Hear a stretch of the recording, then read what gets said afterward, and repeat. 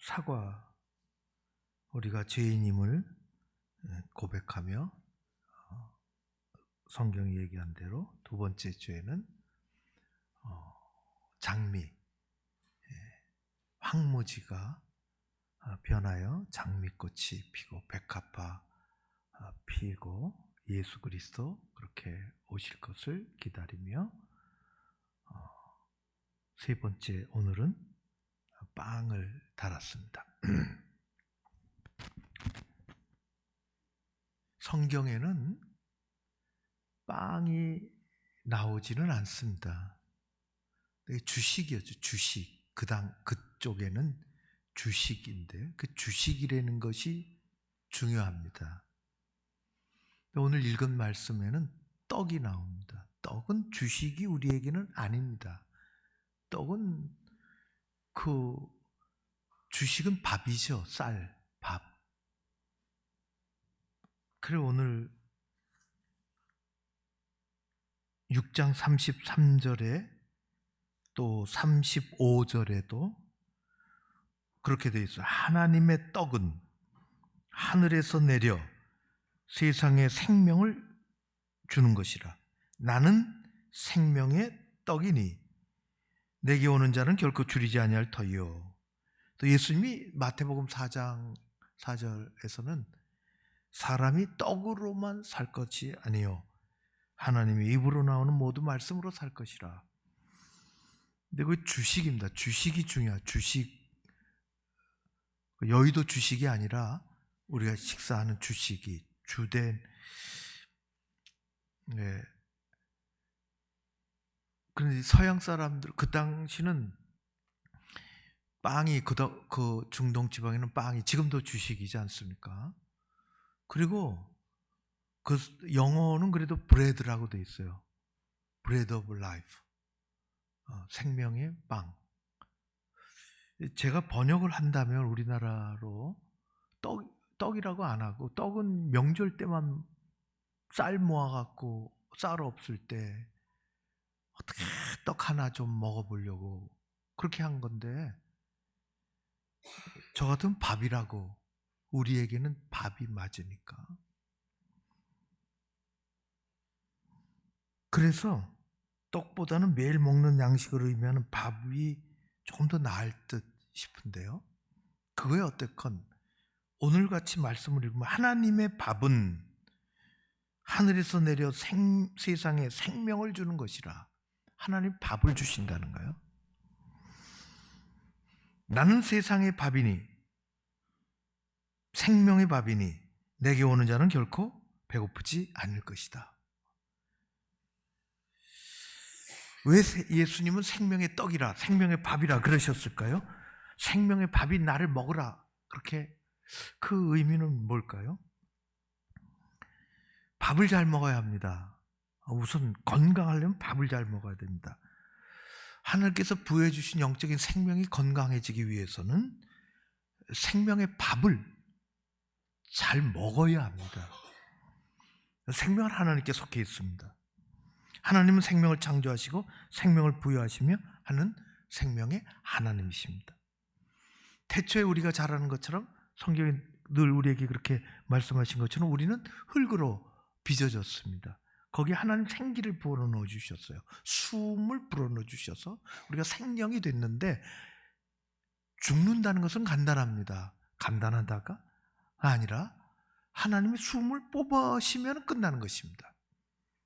언제 그렇게 될지는 모르죠. 하나님이 생명의 기운을 걷어가시면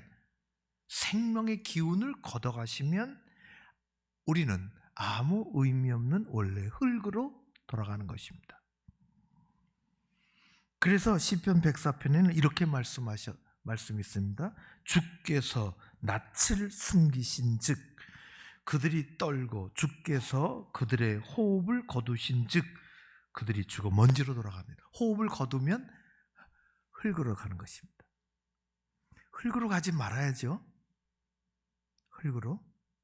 성경에는 유사한 것을 나타내주는 단어들이 이제 분화가 우리는 부사, 형용사, 우리말은 그런 게 분화가 많이, 꾸미는 말이 많이 분화가 돼 있잖아요. 근데 히브리서는, 헬라어는 명사의 분화가 아주 좋습니다. 그래서 성경은 우리가 그걸 이해하기가 좋죠. 사랑도 분화가 다 돼 있습니다. 우리는 사랑 그러면 끝나는데 히브리서 헬라어는 다르는데요. 생명도 두 가지 언어가 완전히 다릅니다. 조에도 생명입니다. 그 생명은 우리 안에 보이지 않는 생명입니다. 하나님이 주신 생명을 얘기할 때는 조에라고 합니다.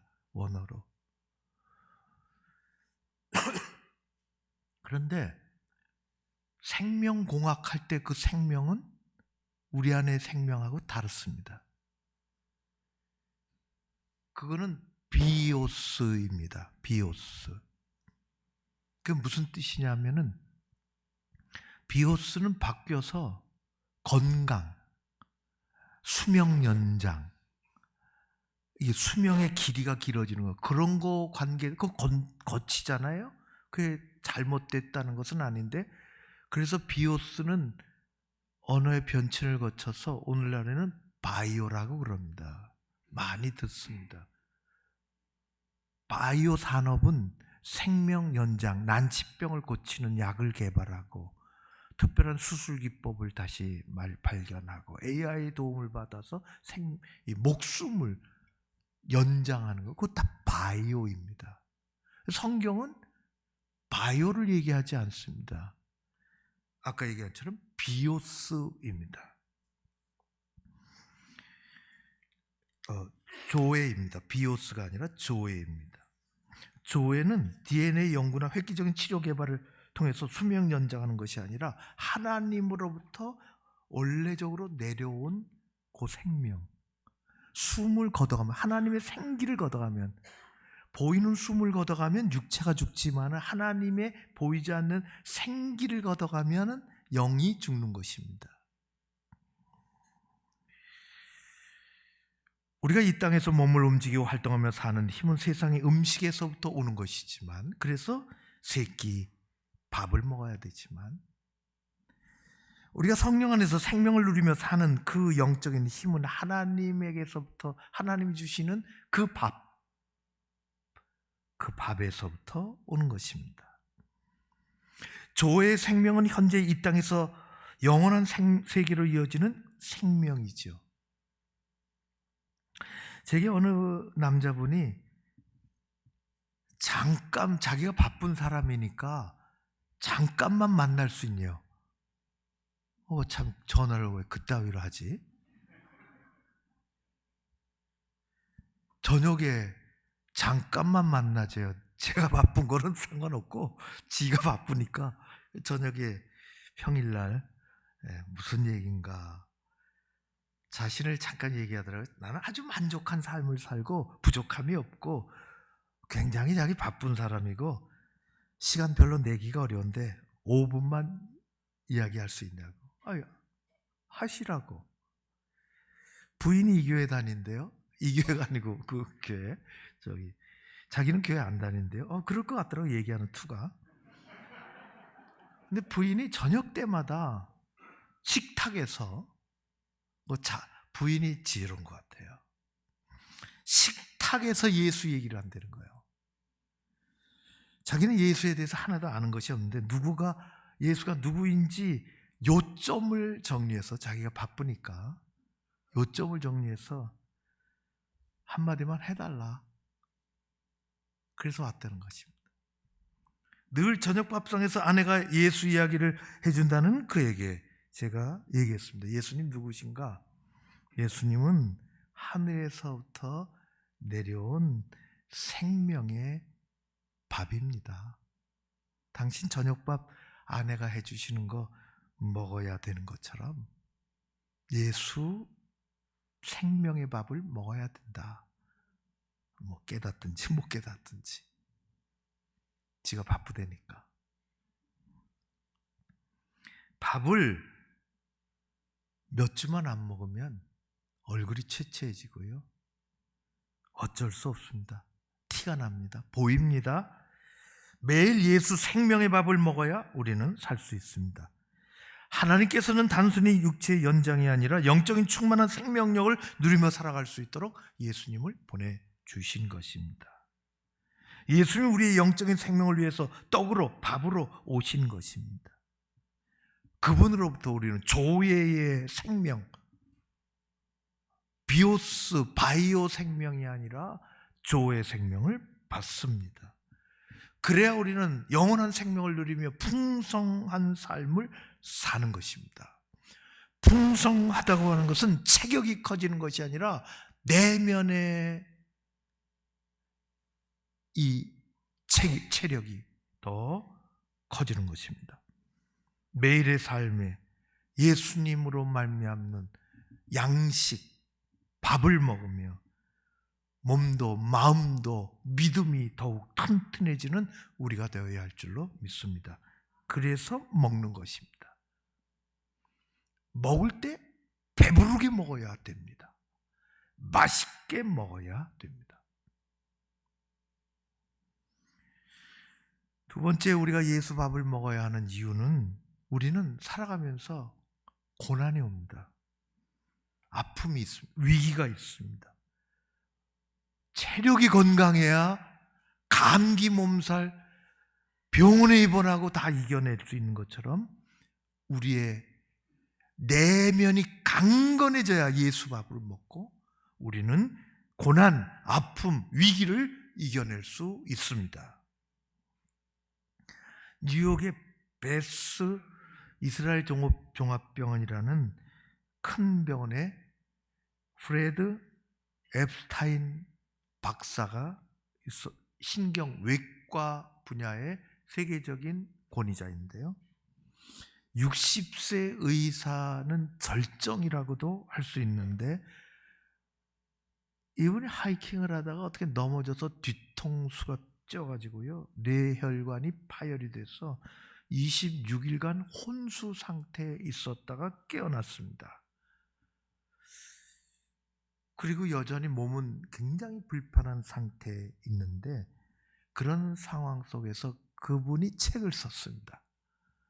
책 제목이 60세가 된 의사의 책 제목이 내가 5살이 되면입니다.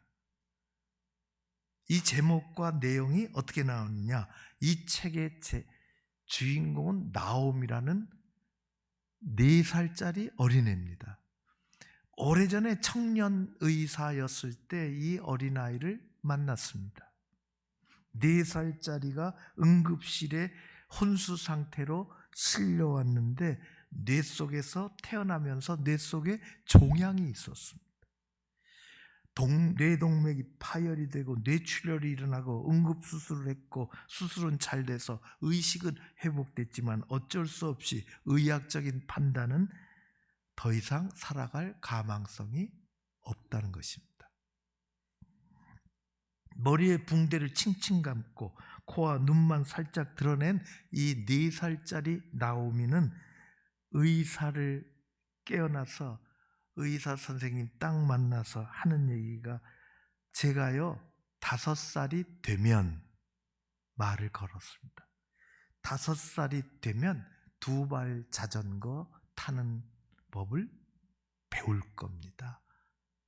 그래, 그렇게 해라.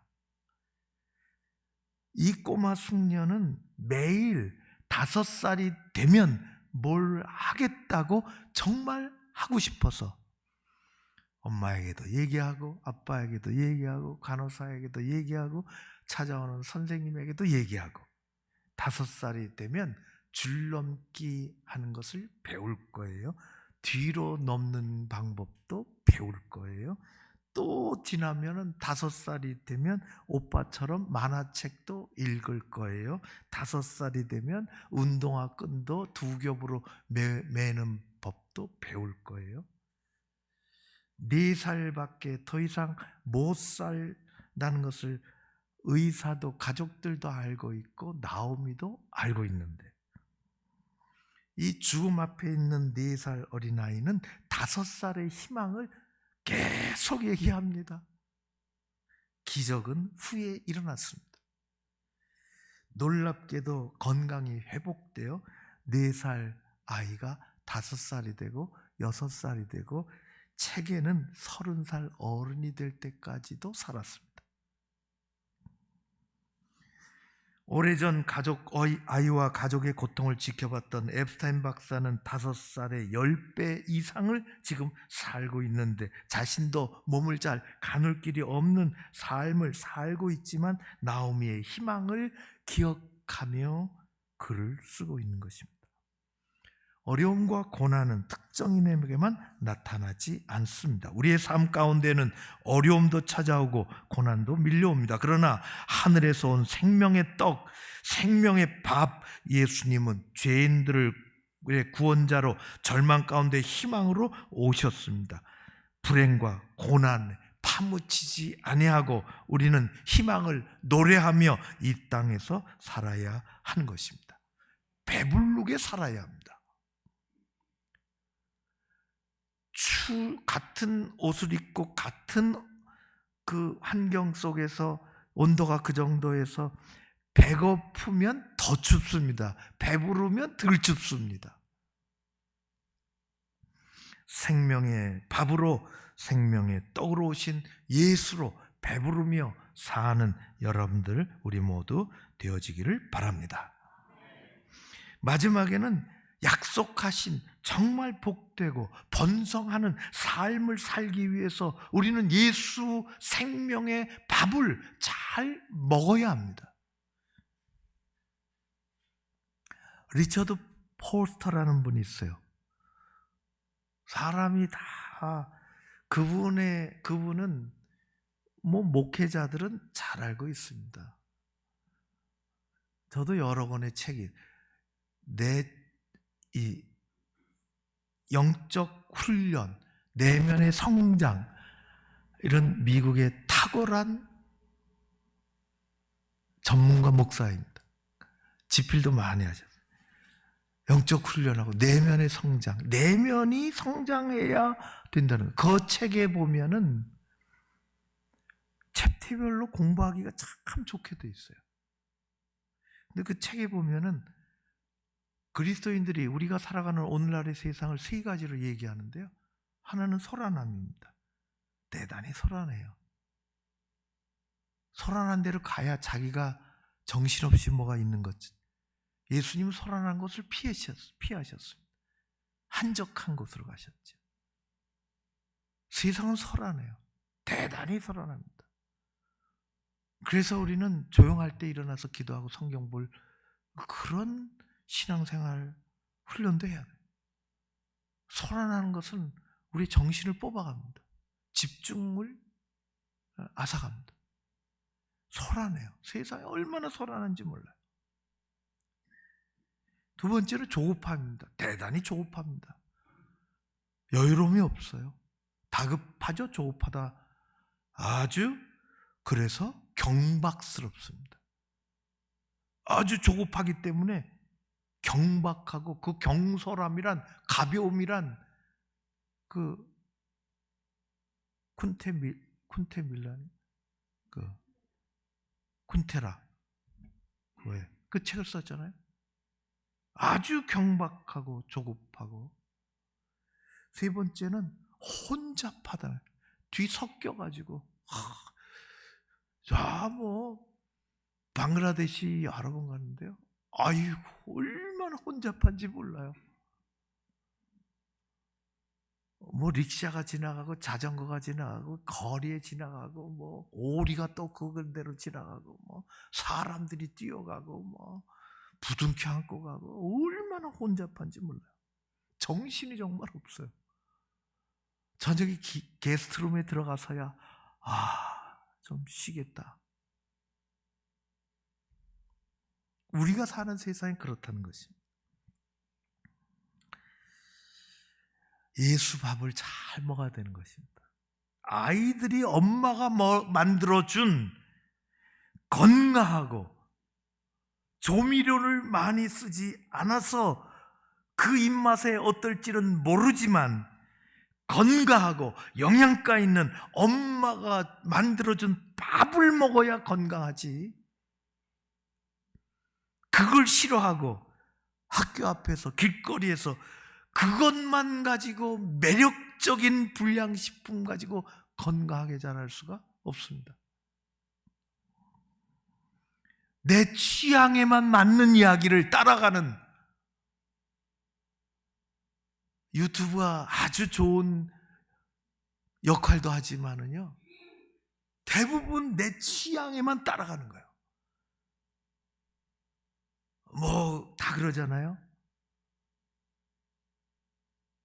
내 취향에 맞는 설교를 따라간다고 유튜브 틀고, 내게 달콤한 당위정을 먹여주는 그런 것만 입맛에 맞으니까.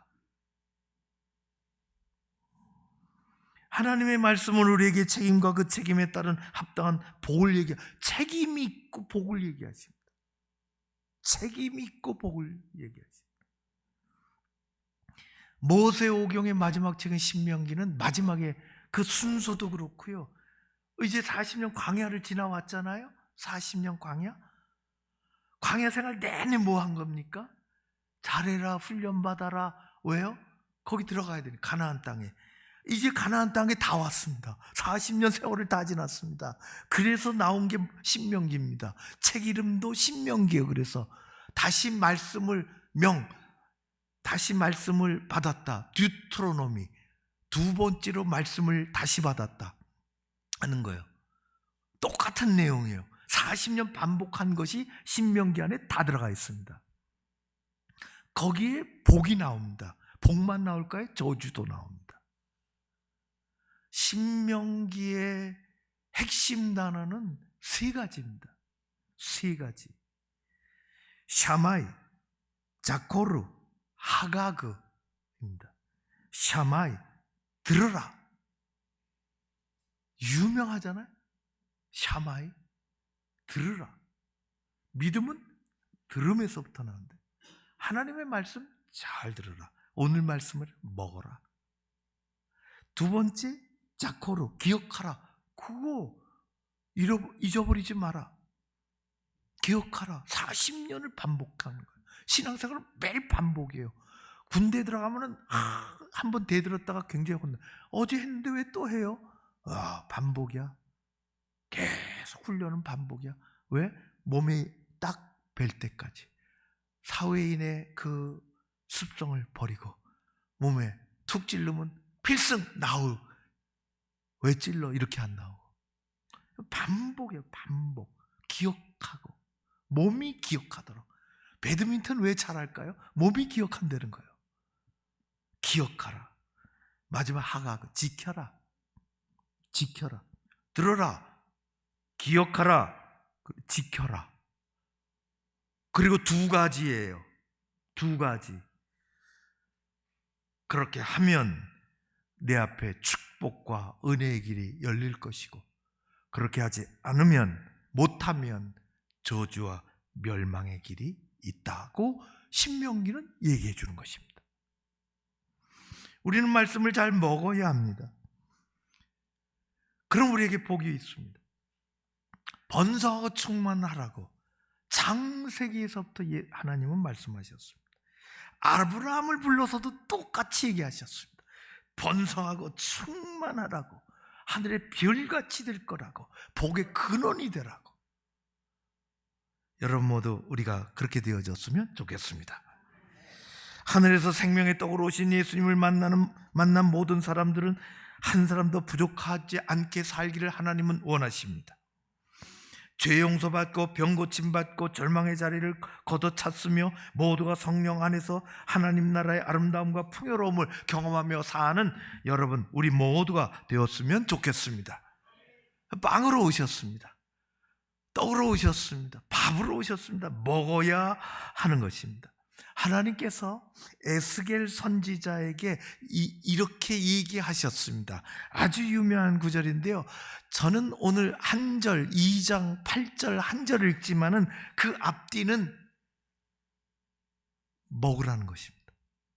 내가 내게 준 율법을 먹으라는 것입니다.